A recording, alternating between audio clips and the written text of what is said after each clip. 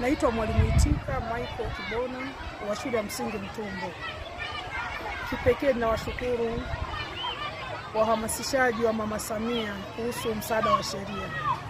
Mmefika shuleni kwetu hapa mkatuhamasisha walimu kujua haki zetu kwa ajili ya mambo ya ardhi, mirathi na ukatili wa kijinsia. Kwa kweli kwa eneo letu hili la Vwawa, tuseme kwa mkoa mzima wa Songwe, ukatili upo, lakini swala ni kwamba wananchi hawafahamu sheria. Kwa uhamasishaji wenu juu ya mambo haya, ninaamini mambo yatakuwa shwari.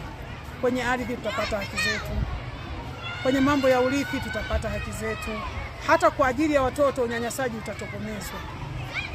Ilikuwa ni shida hapo nyuma, Mama Samia ametukumbuka kwa kweli.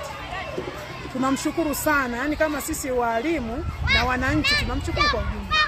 Mungu ambariki sana.